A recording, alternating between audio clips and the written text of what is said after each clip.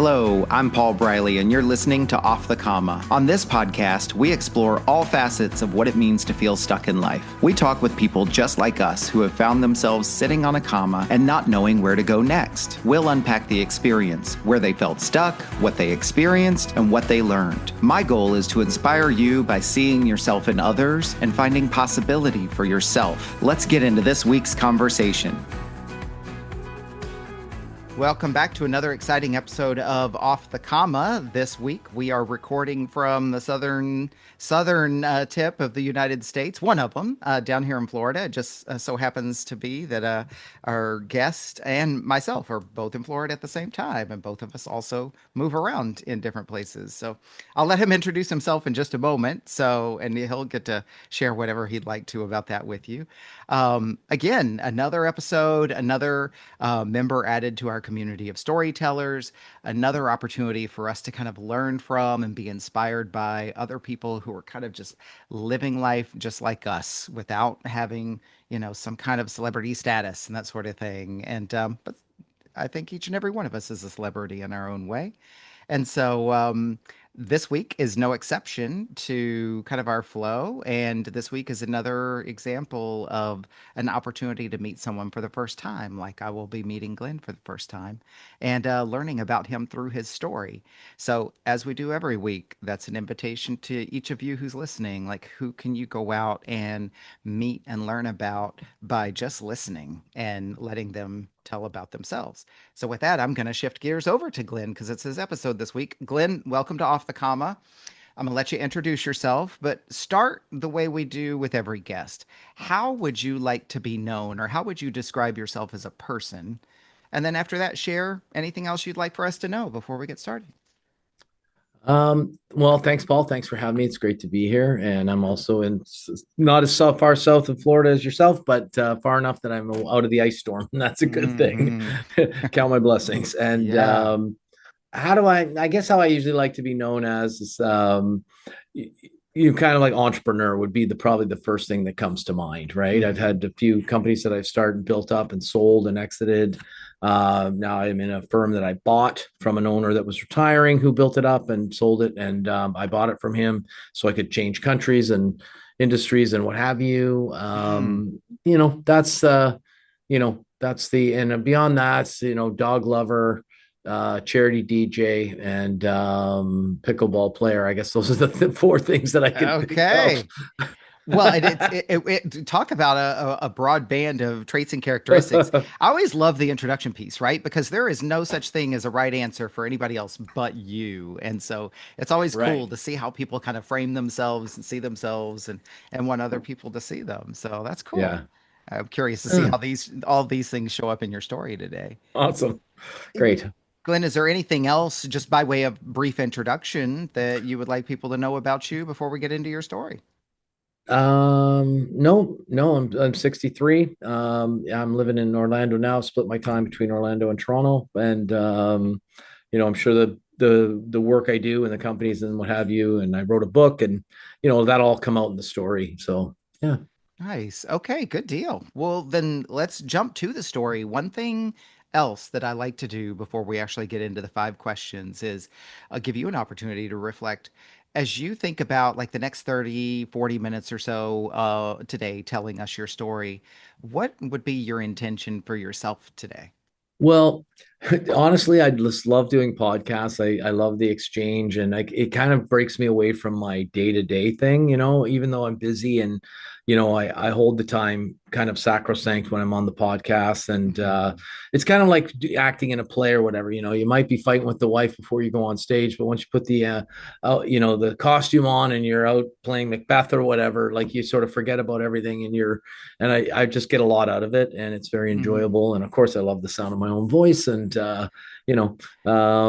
just sharing. And I consider a lot of what I shared paying it forward. I try to be really open and transparent with people, and some people are shy to ask some of the interesting questions about buying and selling businesses and things like that. And I try to be as open as possible and help people to look behind the curtain of the Wizard of Oz and see what's pulling the levers and stuff. So Okay, nice. Well, I hear a number of intentions in there, right? Obviously, helping others through your story, being able to kind of reflect on your story and see what comes up for you. I also heard a little bit of, hey, like it's kind of entertaining for me to be able to tell the story and hear it yeah, again. My intention today is to support you in your intention by obviously creating a space for you to be able to share your story, but that there will be people out there who hear what you talk about today and they will see a little bit of themselves in you and your story, feel a little bit more connected, maybe a little bit less alone, and in the best of cases, maybe even inspired or empowered to go out and do something that they've been wanting to do. awesome. That's great. Nice. Well, let's jump into it then. So, Sure. question one is, Glenn, where in your life have you found yourself sitting on a comma? Well, I'm glad it was a comma that you picked because for as many commas as there's been probably more question marks Mm, and even more exclamation marks, and those can be very colorful, but some of that might come out in describing one of the commas or the comma that I think I'll rest on, right? But there's been lots of drama, lots of questions along the way, and but I mean, I love the context behind the show, and sitting on a comma. And so the one that I most resonates with me at the moment is in 2022, after running the business for 15 years, I sold my business to private equity. I had partners and two partners, and one of them, myself and the other guy, we kind of joined the bigger private equity roll up of the entity, right? And hmm so we'd sold our business, 100% of our business. We now became an employee, in a private equity owned company of several companies that they bought, right? And hmm so I was sitting on the comma about selling my company and staying on to work with private equity. I'd exited, but I hadn't fully moved on. And so I was between building something of my own and operating something I no longer owned or controlled. That's basically the comma that I was sitting on. I mean, we can dive Yeah, into it any way you want, and love to dig deeper into that. So for sure. Let me just reflect a couple of things back, and then anytime I reflect throughout our conversation, if I'm misrepresenting anything or whatever, just certainly sure, correct me. But it sounds like this is a big event for anybody who's built a business, and especially somebody who's been in that business and running it for 15 years, to sell it first of all, and then to still be present in it under somebody else's ownership. That has to be yeah, challenging. And I'll just yes, self-reference for a moment. I have yeah, background in corporate and private equity acquisitions and so forth. I'm not saying I know your experience, but I understand some of the context within yeah, which you're already framing your story. Before you, well, as you continue and kind of elaborate on the story, just so that nobody out here is making assumptions, because it's easy when we hear people's stories, sure. like, oh, yeah, yeah, yeah, uh-huh, I get it, I get it, I get it. I mean, what was the most difficult part of this kind of scenario for you at the time? What were some of the things you were experiencing as you were kind of in that comma moment? Yeah, the funny some of the things like that come blaring forward when you ask me that question, right? Like things come from the back of your mind of to Mhm. answer the question, right? I mean, the first thing that came to my mind was not no longer controlling the color of the logo, right? And Mm, and taking an entirely new color palette and font system. And if you've ever done branding guidelines, there's the whole color palette, there's the yeah. font selection, there's the brand guidelines of where you use what and how and the size and the shape and whatever. And of course, all that was yanked unceremoniously from me. And I mean, Mm, I really just love that part of it. Like I was always the one that sort of like uh, clamored to be in control of that brand creation over the my 40 years in business. And fortunately, my other partners in the businesses, let me do it. And obviously, would show them things, but I mean, I like to drive that. And early on, the logo had to get changed, and it was mm, very difficult, right? And the so that was one of the things. And just having you not be the final word, or was also very difficult. And yeah. But the smaller the decisions that you couldn't really make anymore, the harder it was to accept that it wasn't your decision to make, right? And letting Mm, go. And and you kind of have this feeling, that better, right? And hmm not say you do or don't. Some cases you do, in some cases you don't. You realize that as you go, right? Um, but it's I studied my ego before I sold it because I knew that I would be challenged by my biggest challenge would be my ego and where I fit in, and mm, and things like that. hmm And that truly is a difficult. You need to create a time window on a situation like that, because you can only battle it for so long. You can't sell your business to somebody else and then stay forever. It's just not. I don't really see that as being humanly possible. But a lot hmm of times it's an open-ended thing. So when do you go, kind of thing, right? Yeah. And that was the conundrum I found myself in, was that I didn't have an end date. And so, it evolves to a point of the decision kind of becomes obvious, but it wasn't preordained, right? Yeah. It wasn't like 6 months and something, right? It was just open-ended. If I could jump in for just a moment, Yeah. obviously you'll continue here in a moment, but what comes up for me as you're saying that is it's not really different in other parts of life, right? Like you're dating and one of the two is wondering when are we going to take it to the next level, right? And if that Mm-hmm. proposal never comes, but we haven't made some other Right. kind of agreement, open-ended, right? Same thing Yeah. with, oh shit, like we probably have a divorce coming in the future, but who's going to say it first? And it just open-ended, Yeah. open-ended, open-ended. There's like, what's Yeah. the word you would use? I don't want to give you the word. What's the word you would use when something is open-ended like that, and it's creating some of these things that you described? Yeah. I mean, that's sort of that whole like overused saying cognitive dissonance or something. I Mm, mean, I'm not really sure what else I would call it, but there's definitely, um, a disparity between what it is and what you think it should be, right? And hmm yeah, so I want to reflect something back to you that I noticed. I would have a tendency, like when your first word is entrepreneurial, I think about other entrepreneurs or like CEOs I've worked under or what have you, and I have like my own little biased kind of stereotype of about what that means. What I really appreciate about what you described is there was this conflict between control and creative, and I'm like, that's really cool because one could completely understand and relate to having owned something for that long and then handing over, not even so much force, but handing over control to somebody who's going to take it to another place. But then some of the things that you described having to let go of really reflected a yeah. creative side for you as well. Yeah.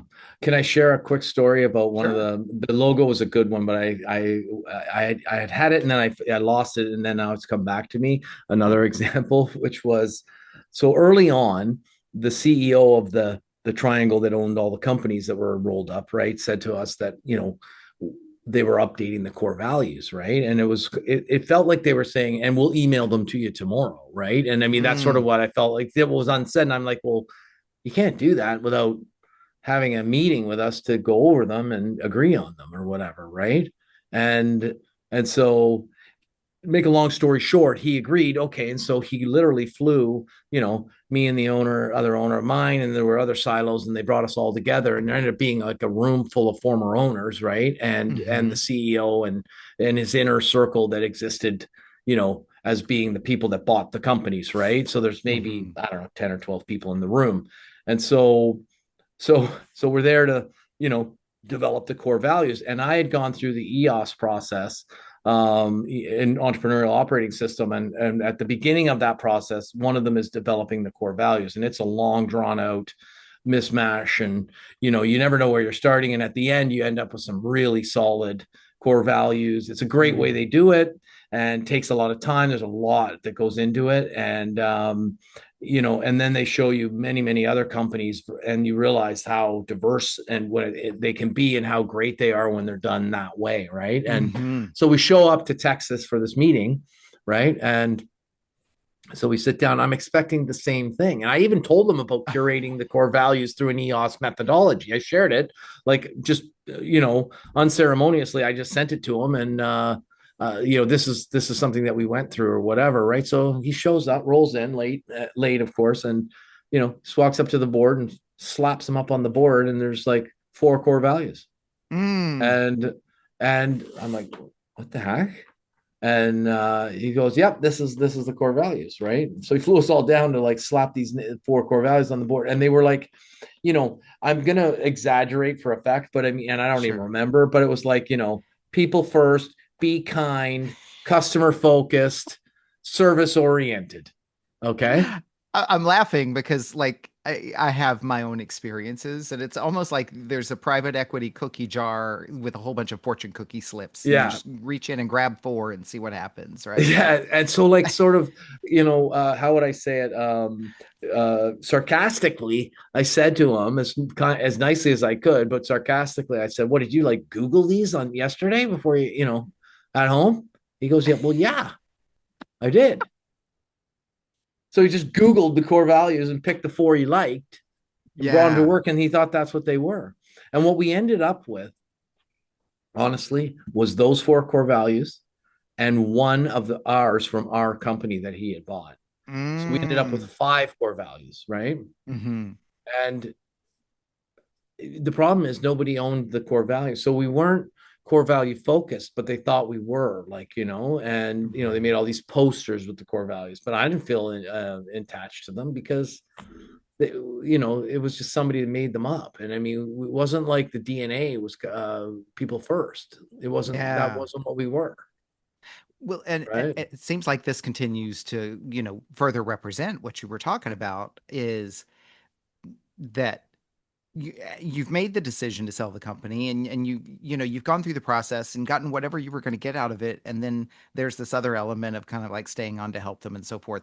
But like you said, whether it was the sarcastic reference to what they slapped on the board or some of these other things that I'm sure you would share, but you were feeling a certain way about the direction that the company was going now outside of your ownership, it Yeah. seems. What Yeah. say a little bit more about that, because I can tell you were passionate about the company and passionate about what you created. So like what else was going on for you watching it then change and transition at that Yeah, point? it's kind of like a helpless um exasperation, right? Like you're just and of course the personalities these that work in these, higher level private equity firms or whatever, they're a lot bigger than the average guy who's running a small business. And Mm, so, they kind of overpower you, and also they're not used to, like, we didn't, like, we had a nice company with a nice top line and whatever. There were like 44 of us when we sold the business, but one of us could have called ourselves the CEO, but that's different than a CEO that comes from like a company with 100,000 employees, right? Like these guys mm-hmm. operate on a different level, and they think differently, and they behave and expect different things from people, right? And Mm-hmm. so I knew where my level, you know what I mean? Like, above my pay grade or whatever, right? And I knew where I was, but I was exasperated that I'd kind of had my wings clipped, right? And Mm, so it was, and obviously, I mean, it's my thinking. So I was thinking, and I knew better in a lot of cases on some of these things. And early on, I think I did. I mean, as time wore on, the company was evolving, and I don't think I had the best ideas for everything ad infinitum. But I mm-hmm. mean, early on, while some things were evolving and adapting, I felt I was, keenly positioned. But they kind of had their own song sheet they were singing from, and they just wanted you to be a soldier. Hmm. Yeah, Yeah. that's you talk about different levels. Yeah, that was also something that I've experienced, and I know many others have. It's like Yeah. they And they all the they. other owners were gone within 6 months too, by the way, of Mm, all the other entities that they had bought. For looking back, I don't know what their deals were, but I can tell that they were sort of like, let's just call it sort of exasperation. And hmm. whether they were asked to leave or left of their own, you could tell they just had shorter tempers than me, and less, they were less accommodating. you know Interesting. Yeah. Yeah, okay. Well, let me ask the second of the five questions, and then by all Okay. means continue to elaborate, go backwards Yeah. and catch up on other things if you want to. But the second question is, as you look back on this comma that you've been describing, what did it create for you? I think you've described a little bit. What more would you add? So, well, I guess it created kind of like a steady momentum, but without full ownership of the direction. And Mm, so I was being, and so I was productive and I was engaged and I got up every morning and promptly and went to work promptly and worked a full day. And, I was fully engaged and I was productive, but I felt like I was steering someone else's boat or something. You know what I mean? And hmm I was holding back part of myself for sure, and I was helping the business move forward, but quietly wondering, where I belonged and should I be thinking about a different chapter for myself, right? hmm And that had to be challenging for somebody who describes himself Yeah. first in this conversation as entrepreneurial. Yeah. There was another question in there. Oh, I remember what I was going to ask is okay, so you were sitting on this comma, you described it being kind of like open-ended. We haven't named an end date. All the other owners have now kind of found a way to transition out. Here you are.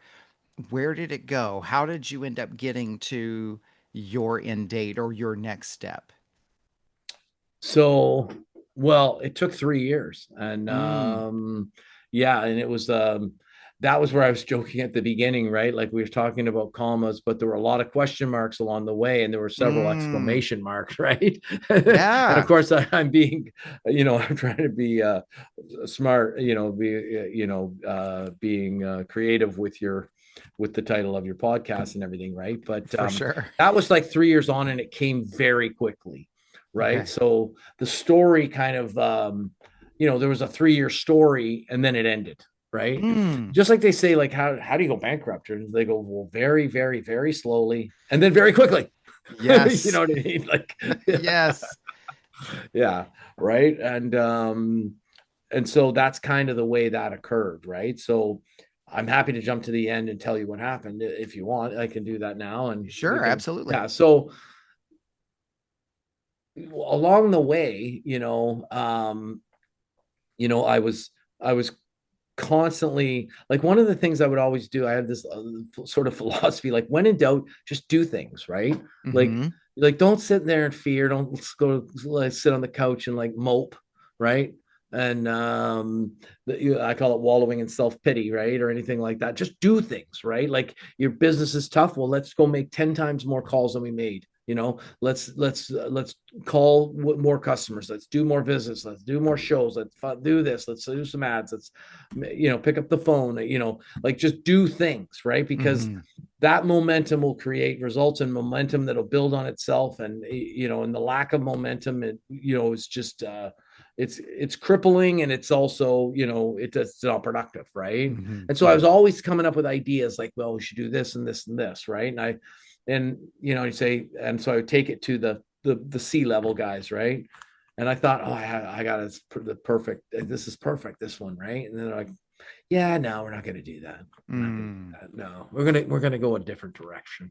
And hmm they'd end up hiring some new guy. Like usually it was kind of like I figured out, oh, now that you've adapted and all this stuff, and my ego's been I've assuaged all my ego bruising or whatever for the moment. Here, I got a new idea how we can really capitalize with the stuff that you've got going here. And they're like, yeah, no, we're not going to do that. mm But thanks anyways. But and then, oh, by the way, we hired another guy that sort of like kneecaps the whole idea that and it kind of feels really, it's kind of like, oh, honey, I've come up with a dating plan for you for dinner, and we've got these romantic dates lined up, and et cetera, et cetera. And it's like, and then she's like, well, I'm actually moving you to the B list, right? And I've got a new main guy, and I'll see you once in a while, when he's yeah. busy, right? And I mean, I'm trying for people to resonate with how I was feeling, right? I Like, was going to say, yeah, these are not light feelings you're talking about. yeah, And I want to acknowledge you because you used the word ego twice now, at least twice now. And so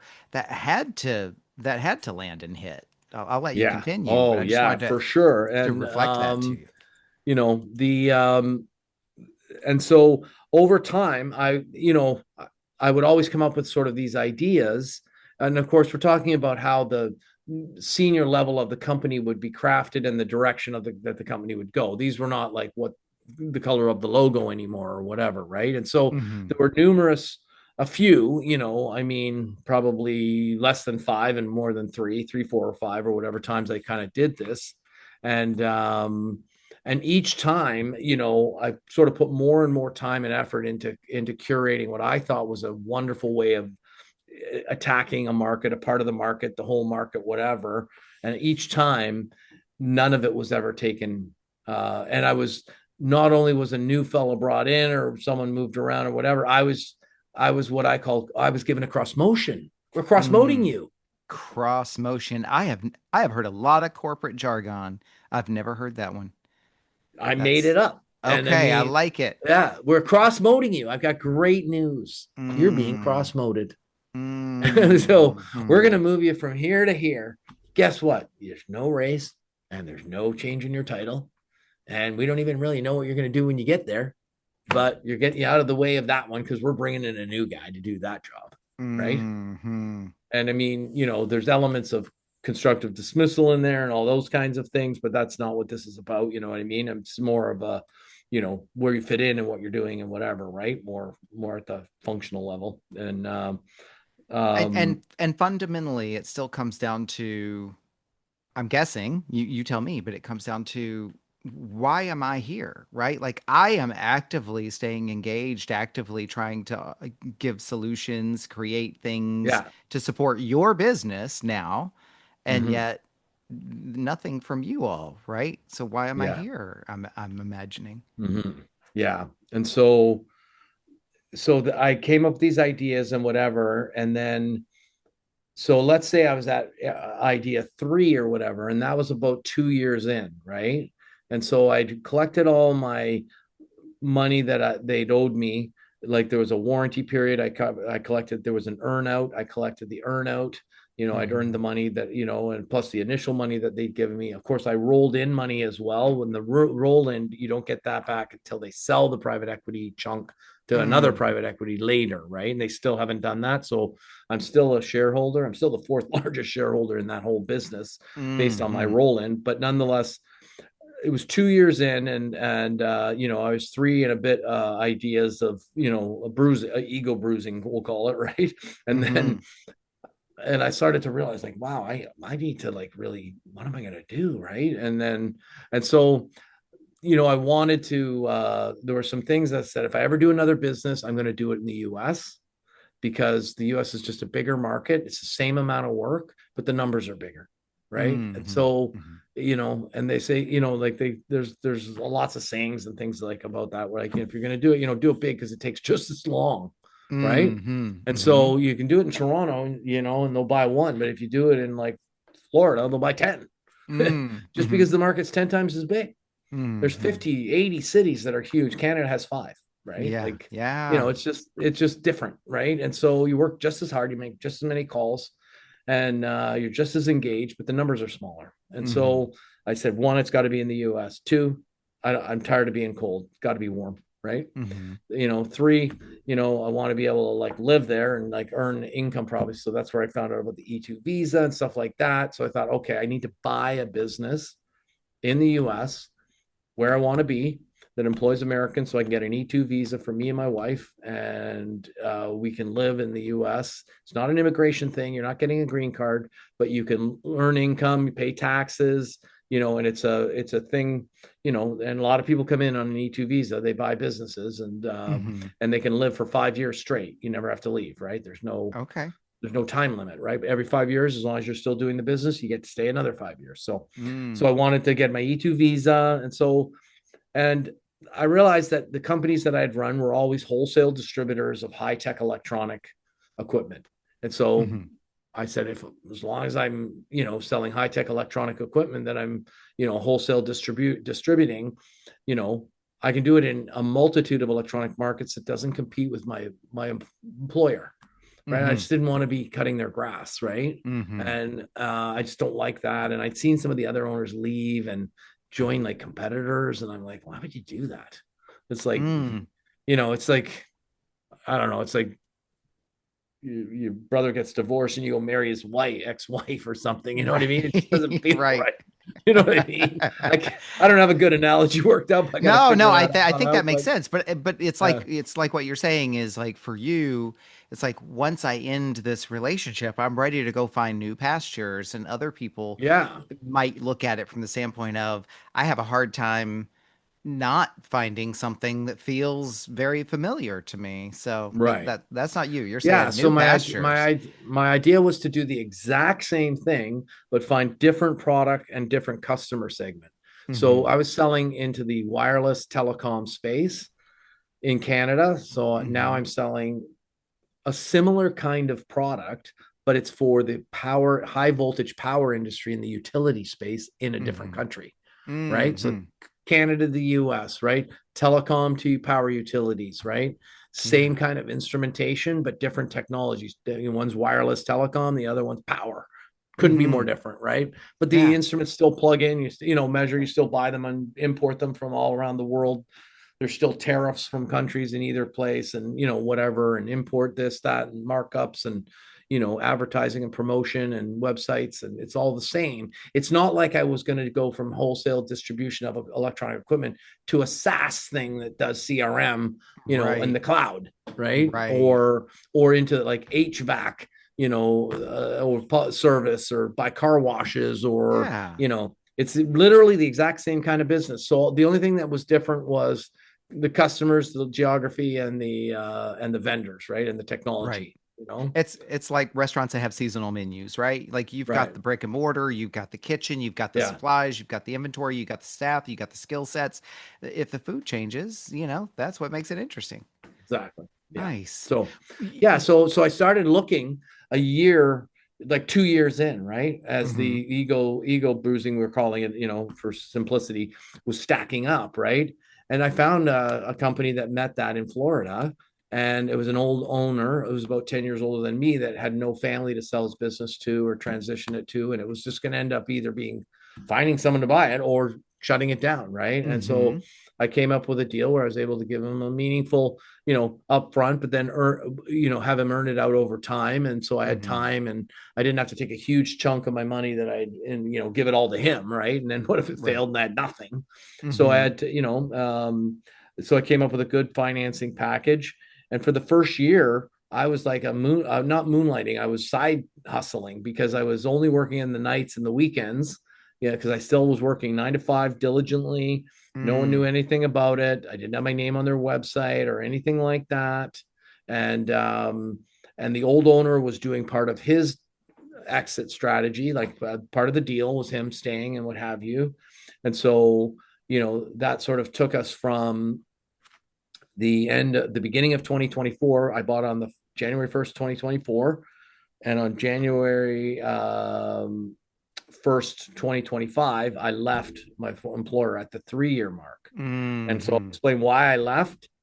But at that point, I moved to Florida, right? And so, but the two important things, for people to understand is that, like, why did I leave? Well, now I was at the fifth ego bruising, and this cross motion that they gave me was to like Antarctica, right? Like, I mean, there was Mm. nothing there. There's nowhere to go. Like, and it was like, this is like laughable. Like, you want me to be on charge of these people, including this guy, who's the right guy for the job. Mhm. Sounds like it was So kind of personal. it felt that way, but I just don't think they put that much effort into it to make it personal. I think you're right, right? Yeah. You're letting your ego get there involved, Yeah, thinking of that, yeah. right? But it's yeah. Oh, Yeah. wow. You're not important enough for me to hate. You know what I'm Hmm. saying? And so the yeah, I'm like, I'm shaking my head, and I'm like, well, that's a waste of money. Like, Hmm. well, I'm not doing that. That's colossal waste of money. All the money you're paying me, and you want me to manage a guy who's perfectly managing an entire team, Right. to what end? Right. And so, and it was And only it's because they moving you needed in to the get me, opposite direction of they yeah, I need was to gonna say. cross mold me so they could bring in a new guy, Hmm. right? A new guy into this role that I was in. Yeah. And And I'm moving you like, in the opposite direction of where yeah. you And even I'm like, wanted to go.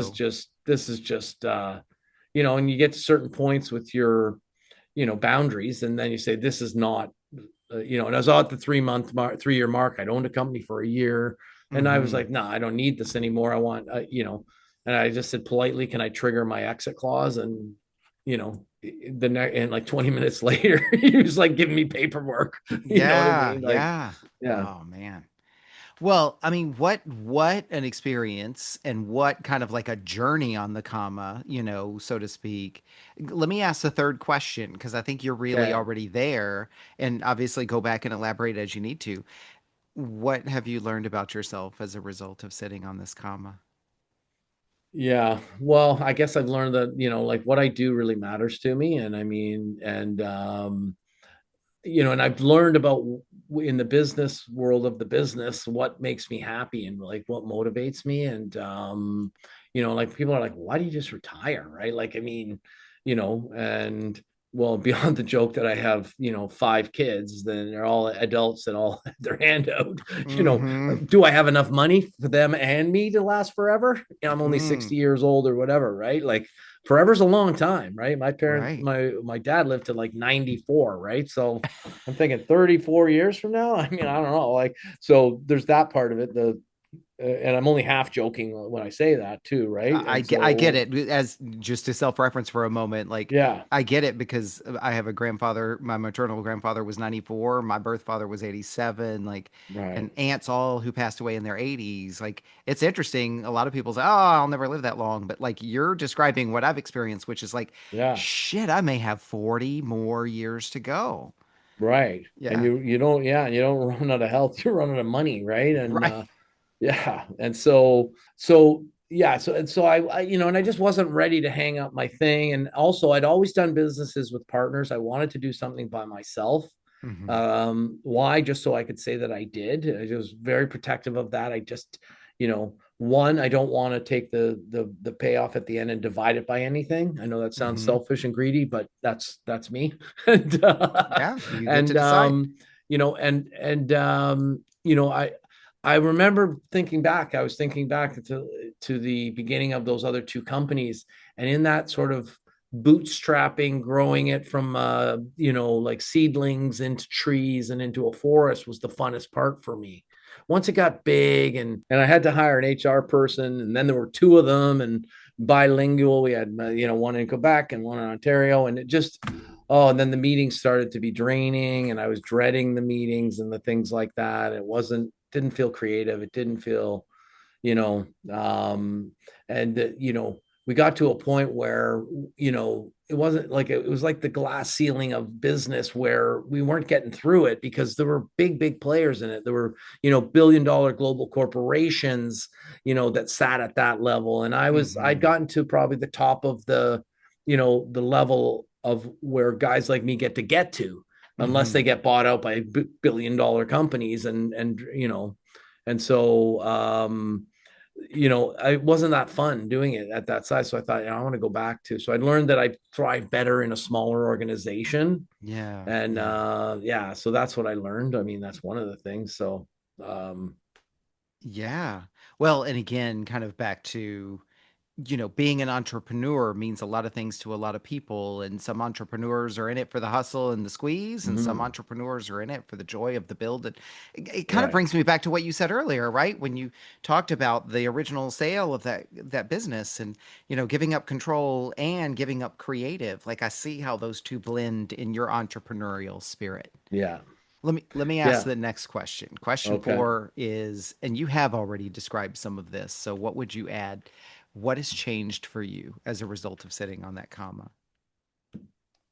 Well, I guess now I'm more intentional about when I agree to stay somewhere and Mm, stay engaged, and when I know when I move on, and I'm paying closer attention to how what I will am doing meets my alignment, my energy, and my purpose, right? Like an example would be, you take on a new company and there's a key guy and he puts the numbers on the board, but he doesn't meet the core values of the business, so he's the high producing, low core value, right? And mm-hmm. what they call that in EOS is an enemy. right? They used to call it a terrorist, but they took the word Mm. out and they changed in their training now. They call it an enemy, right? And Mm-hmm. the enemies scare away your stars, right? And Mm-hmm. because they don't do anything that, yeah, like anything the way you want to do it. They don't meet any of the core values of the company. And, and so, you know, I just said, well, I'm not going to live with that. So, you know what I mean? Like, so Yeah. you know what I mean? So what's changed? I'm no longer putting up with those kinds of things. I'm thinking like, no, I don't, I'm not scared of losing your business, whatever. Somehow the world will provide. Mm-hmm. And me being exasperated about, like me buying this company, coming down here, investing tons of money, all my time and all my energy and spirit, and you're going to treat me like that? No, thank you, but no, thank you. Mm-hmm. Goodbye. Mm-hmm. Right. Yeah. And Yeah, how you get and there matters, right? And you were talking yeah, about how you call it an enemy, and it's like it almost seems like um, it erodes the thing yeah, from the inside. So you could almost call it like a yeah, virus or an infection, yeah, right? Yeah. yeah. Okay. Well, and I know, I mean, this is a big story, and I'm sure there's probably so much more you could share. And unfortunately, all podcasts, Mm-hmm. come to an end. But let me ask you the fifth question. And then if there's anything else that kind of seems like, oh, you know what, I should add this to it, then by all means do. Question five is, what does getting off the comma look like for you? Well, what it looks like or looked like was it sort of meant choosing to own my future again and literally own it versus being a participant in it, right? So, Hmm. closing that chapter with respect, stepping away, not violating any things, not going into their world, not cutting their grass, and moving into a next one with pride and confidence so they can say, holy shit, he's gone into a new, like, he's doing it again. Like, Hmm. and and that decision, that gave me clarity, gave me the energy and the freedom that I need to build it again on my own terms. And I learned that, like, like that just all resonates with me, right? And Hmm. and so the what and the who and the how and the why of it all matter to me, right? And so I gotta I gotta be true to myself. And Sure. yeah.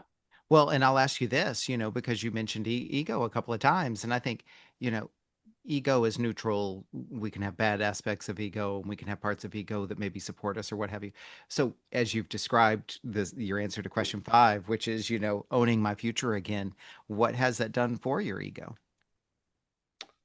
um Well, it's put me in a lot better mood. I can tell you that much. Yeah, Sure. you know, and yeah, I just feel like I'm walking with a little standing up a little straighter and just walking a little bit more determined. And Mm, I don't need, I don't need like mental health days, and I don't, and I don't like I just feel so much greater about it all. And it hasn't been a cakewalk. Don't get me, like, it's not like sure. some piece of cake or everything's far from it, actually.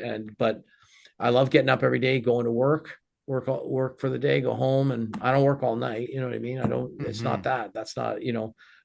But I feel like I've done a good day, and every day I show up and do a little bit, and I look back, and I can't believe how far I've come. And Yeah. you know, uh, and if someone ever came along like a private equity and bought it, it would be okay. Fine, you can have 6 months max, like whatever. Hmm. It's going to be written in stone, and it's going to be, I know exactly what's going to happen on that 6 month day. And there's no way I'm staying. There's no contracts. There's no, part times. There's nothing. Hmm. I mean, obviously, if it was a entrepreneur that was buying it, he would probably maybe want me gone sooner or maybe stay Hmm. longer or whatever. But if I would make sure that I curated the environment better so that I didn't have to battle my ego all the way along, right? Like, Right. you know, Well, even in that, you're saying own my future, right? Name my yeah, terms and yeah, ensure that I'm able to yeah, continue to claim yeah. and own my And agency, right? and if I could be so bold, and I kind of learned this from my brother as well, right? It's like he said a similar sort of a thing, which is like, I'm not really good at anything, so that's why I have to be the boss, right? So if the guy buys my company, I can't stay that long because I don't want to be the sales manager. I definitely can't be the accounting manager. I don't want to be the Mm, ops manager. I'm not going to run the warehouse. I'm not the marketing guy. I need to be the boss, and that's you. You bought the company. So what, are we going to fight Mm-hmm. each other? No, I already did that. And Right. so, and so, yeah, like the only thing I'm really good at is being the general manager. Mm-hmm. And, those jobs are hard to find. And, Yeah. yeah, Well, you sound clear though. Your whole story, you were clear about that. And isn't that part of part of the challenge, part of the whole answer is you like knowing yeah, yourself and knowing what you're good yeah, at and strong at. yeah. Glenn, thank you for sharing your story with us. Before we wrap up, two things. So first of all, for people who want to kind of follow along, maybe check in with you, see what you're up to, I'll put all the links in the show notes. Where could people Okay. find you? They can easily connect with me on LinkedIn. I'm a top voice on LinkedIn. I'm there all the time sharing content and talking to people and exchanging ideas. And it's very much part of what I do is, debating ideas and helping people and paying it forward. And it comes back to me twofold, tenfold, I should say, in terms of, so I'm not a coach. I don't charge people for things. I share my ideas and I Mhm. expect them to share their knowledge and wisdom with me. So Okay. just connect with me on LinkedIn and reach out, and happy to talk. Okay, wonderful. The last segment we do with every guest is a section I call acknowledgments. And, you being here and sharing your story is really what our podcast is all about, lifting up voices of everyday people and being able to be inspired by each other. And your story wouldn't be complete if I didn't give you an opportunity to lift up others who matter to you. And so that's your opportunity to boost or give credit to or shout out or what have you, others that could be causes or organizations. It could be other creators. It could just be important people in your sphere of influence, family, friends, and others. Who would you like Okay. to acknowledge today? Probably got to start. I'd like to start with my wife, but she knows I'm going to start with the dogs. And so Hmm. my French bulldogs and yeah, they're just such a source of energy and love my dog so much. And of course, my wife is great and she's super. My wife worked for my business. It's sort of been there helping me every step of the way. I mean, super supportive, changing countries, she's been a rock for me. And but the mentors, that got me here. Those are the ones that sort of taught me the rules that I put in the book. Never sit in the lobby. 57 tips on building a career. Mm, And the partners that took risks with me along the way and gave me the courage to do it on my own. The third time. okay. Nice. Well, I'll be sure to include those mentions in the show notes and, encourage everybody to check you out and check out the folks that are acknowledged here. And I just want to thank you again for sharing your story with us and joining our community of storytellers to inspire others and hopefully Awesome. you Thank you. accomplish your intention of being able to kind of, reflect on yourself through the retelling of the Yeah. story. Right on. Nice. Thank you. Have a Much appreciated. wonderful weekend ahead, and I'll look Thank forward to you. You following too. you as we go. Thanks, Paul. What an honor it is for me to hear and share these powerful stories. I hope you feel the same way. Think about what you learned from this conversation. I encourage you to write it down in some form of journaling or reflection because surprises can reveal themselves to you when you write your thoughts down. If you were moved by today's conversation, pass it along to someone you care about. And if you do discover something you'd like to unpack further, book a call with me and let's talk about it. My links are in the show notes. Be sure to like this episode and follow the podcast here on this platform and all social media at Off the Comma. Feel free to interact and comment. Thank you for listening to this episode of Off the Comma. As always, keep noticing and keep listening.